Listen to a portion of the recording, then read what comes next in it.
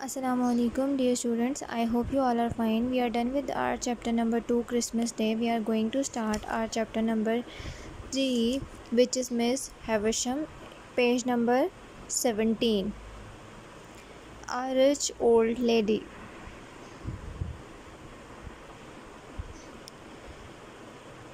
A year passed. Then one cold evening Mrs. Joe came home from a day at the market looking very excited. एक साल गुजर गया उस Christmas का और एक शाम को मिसेस जो हैं वो वापस घर आईं एक दिन मार्केट से। वो बहुत एक्साइटेड और मतलब खुश लग रही थी। With her was uncle Pumblechook who was rubbing his hands together and looking important. I was sitting with Joe next to the fire. We stared at each other in surprise. उनके साथ उसकी बहन के साथ जो है uncle पम्बल cook भी थे, जो कि अपने हाथ आपस में रगड़ रहे थे और अपने आप को बहुत ही मुअज़्ज़ज़ महसूस कर रहे थे। मैं और जो है आग के सामने बैठे हुए थे। सर्दियाँ थीं और एक दूसरे को हम देखने लगे। स्टेयर का मीनिंग हमने पढ़ा था, टू लुक सरप्राइजिंगली या घूरना। नाउ अब सेड मिसेस जो ने कहा कि I hope the boy will be thankful to night.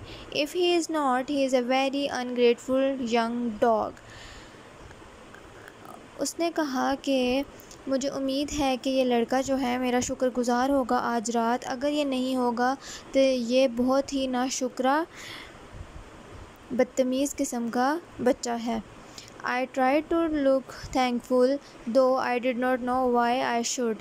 मैंने शुक्रगुज़ारी का इजहार करने की कोशिश की, जबकि मुझे पता भी नहीं था कि हुआ क्या है, कि मुझे क्यों शुक्रगुज़ार होना चाहिए। I hope, said my sister, she will not spoil him.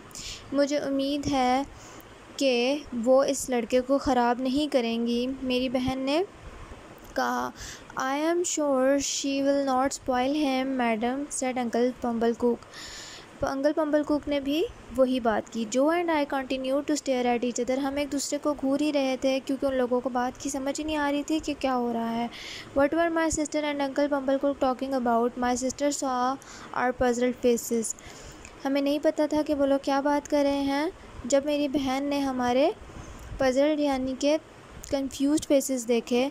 What's the matter with you two. तुम दोनों के साथ क्या मसला है। वेल, जो ने बहुत ही एहतियात से कहा, you are talking about a she. तुम एक शी के बारे में बात कर रही हो, तो वो कौन है अगर तुम बताना पसंद करो। Idiot, what else is Miss Havisham but a she. Miss Havisham के अलावा और कौन शी हो सकती है, हम किस शी को जानते हैं।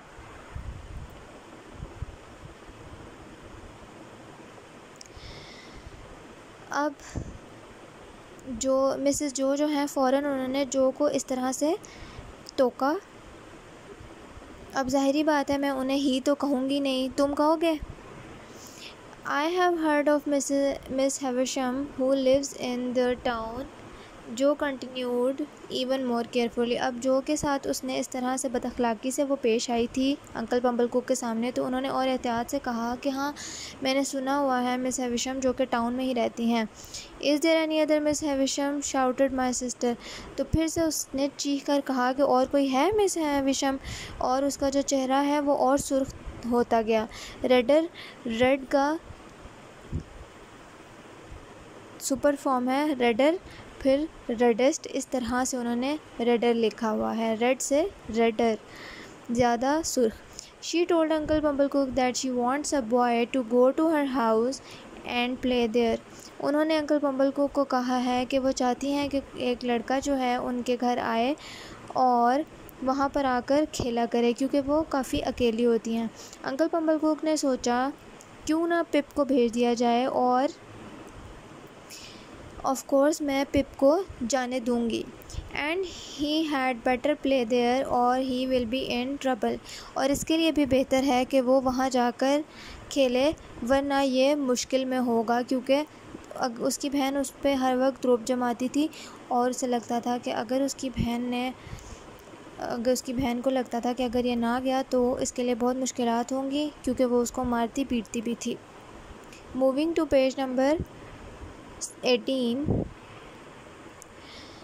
आई had heard of Miss Havisham. मैंने सुना हुआ है मिस हैविशम के बारे में. वो जो है बहुत ही बड़े और अंधेरे से घर में रहती हैं जिसको वो कभी भी नहीं छोड़ती थी.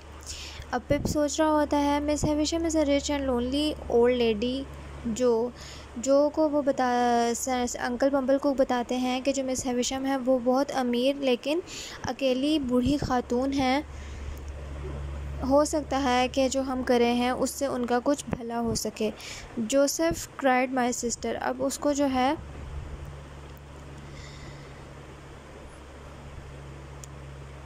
मज़ीद सवालात से तंगी होने लगी कि बस जो उसने कह दिया है वही हो और कोई उससे फ़र्दर सवाल ना करे. अब उसने अपने शौहर पर फिर चिल्लाना शुरू कर दिया कि जोसेफ जो भी अंकल बम्बल को कर रहे हैं वो पिप के फ्यूचर की परवाह करते हुए कर रहे हैं. Who knows what might happen if Miss Havisham became fond of पिप.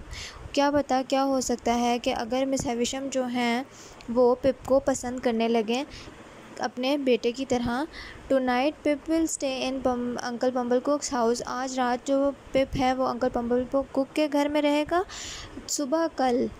कल सुबह जो है अंकल बम्बल कुक जो हैं इस लड़के को मिस हैविशम की तरफ ले जाएंगे. अब मिस हैविशम का किस्सा आता है कि वो कौन है, किस तरह मिली. Uncle Pumblechook took me to Miss Havisham's house. Uncle Pumblechook जो हैं मुझे मिस हैविशम के घर ले गए एट 10 o'clock 10 बजे सुबह. We rang the gate bell and waited. हम लोगों ने बेल बजाई और इंतज़ार किया. एक खिड़की खुली और एक इंतहाई साफ़ आवाज़ आई. क्या नाम है? बम्बल कुक. क्वाइट राइट, ठीक है, उस आवाज़ ने कहा और फिर जो खिड़की थी वो बैंग यानी कि धड़ाक से बंद हो गई. एक यंग लेडी जो है वो बाहर आई यार्ड में. उसने कुछ चाबियां पकड़ी हुई थी अपने हाथ में. This said mister bumble cook is pip. Uncle bumble cook ने कहा कि ये पिप है. और अच्छा, तो ये पिप है, ठीक है, उस यंग लेडी ने भी जवाब दे दिया. वो बहुत खूबसूरत थी लेकिन वो बहुत ही मगरूर लग रही थी. मगरूर जो अपने आप पर गुरूर करता हो. कम ऑन इन पिप. पिप अंदर आ जाओ. अंकल बम्बल को भी अंदर आना चाहते थे लेकिन उसने उन्हें मना कर दिया तो वो मुझे दरवाज़े पर ही छोड़कर चले गए. We went in to the house by side door. हम एक साइड के दरवाज़े से अंदर चले गए और जो रास्ता था पैसेज यानी कि वे जो था टू द हाउस वो बहुत ही डार्क और अंधेरा सा था. वो लड़की जो है वहाँ पर एक कैंडल छोड़ गई थी. She took it up. उसने वहाँ से वो दोबारा उठाई और हम जो है उस और रास्तों से होते हुए आगे जाने लगे. देन हम जो है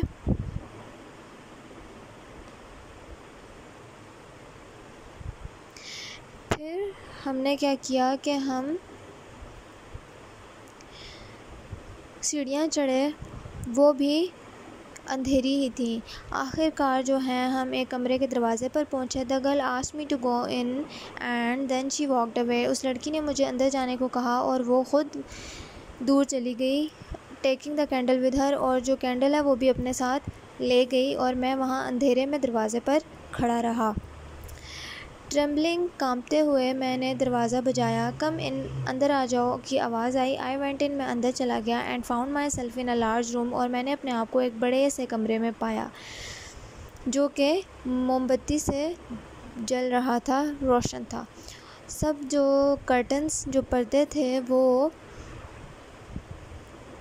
ड्रॉन यानी कि आगे किए हुए थे खिड़की पर. वहाँ पर कोई डे लाइट नहीं थी, दिन की रोशनी. Then I saw her. फिर मैंने उन्हें देखा जो कि अजीब तरीन ख़ातून थी जो कि मैंने जितनी ख़ातून देखी हैं उनमें से. वो एक बड़ी सी कुर्सी पर बैठी हुई थी और उनका जो सर है वो अपने हाथ पर ऐसे वज़न डालकर वो रेस्ट कर रही थी, आराम कर रही थी. She was dressed all in white. उन्होंने सफ़ेद कपड़े पहन रखे थे अपने सर से लेकर पाँव तक. इवन के उनके सर के बाल भी जो हैं वो सफ़ेद थे. और सबसे ऊपर जो है उन्होंने एक वेल पहन रखा था. वेल कहते हैं नकाब को. वेल जो क्रिश्चियन ब्राइड्स जो हैं इस तरह से पहनती हैं, जिसे वो ऐसे उठाकर अपने मुंह पर टाल लेती हैं।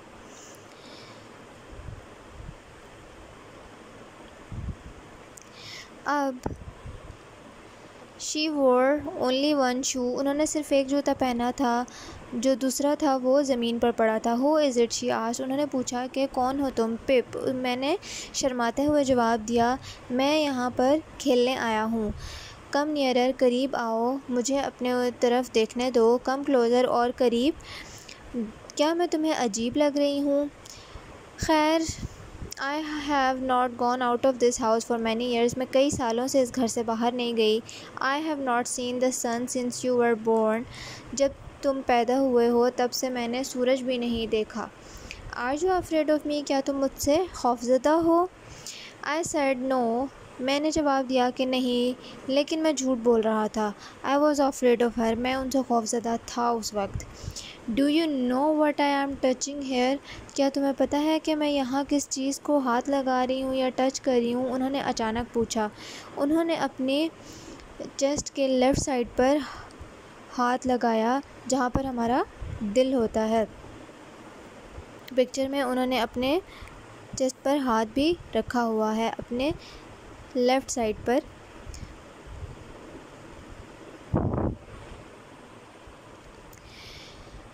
Yes madam, your heart. Pip समझदार था, उसने जवाब दिया, जी मैडम, मुझे पता है कि आपने अपने दिल पर हाथ रखा हुआ है। इट्स ब्रोकन, उन्होंने एक क्राई किया, चिल्लाया या रोती हुई आवाज़ में कहा कि ये टूटा हुआ है। लेकिन अब I want to see someone play play play, लेकिन अब मेरा दिल करता है कि मैं किसी और को खेलता हुआ देखूं। खुश शायद वो देखना चाहती हैं, या वो उस चीज़ में अपने लिए खुशी तलाश करना चाह रही थी। Now what you people have to do, आपको मीनिंग्स और सेंटेंसेस प्रोवाइड कर दिए गए हैं। चैप्टर ख़त्म होने पर आपको क्वेश्चन आंसर्स प्रोवाइड किए गए जाएंगे। उसके अलावा जो लेक्चर्स हैं वो कोई भी सब्जेक्ट का या किसी भी सब्जेक्ट का आपको रिपीट टेलीकास्ट नहीं किया जाएगा आफ्टर स्कूल ओपनिंग या क्लासेस स्टार्ट।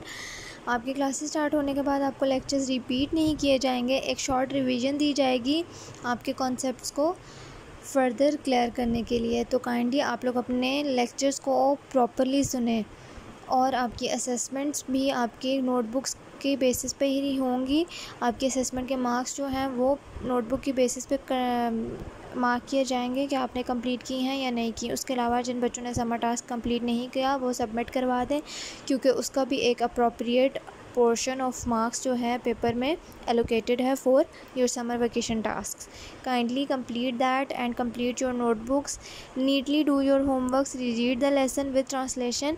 आपके क्लास में जिस दिन भी आपका पहली क्लास होगी उस दिन आपका टेस्ट कंडक्ट होगा विद ट्रांसलेशन आपकी रीडिंग का, क्योंकि मैंने आपको word to word read out करवाया लेसन। आपको क्लास में दोबारा रीडिंग नहीं करवाई जाएगी, आपसे सुनी जाएगी। Kindly repeat it, do your homework, complete your notebooks, take care of yourselves, meet you in the next meeting. Allah Hafiz.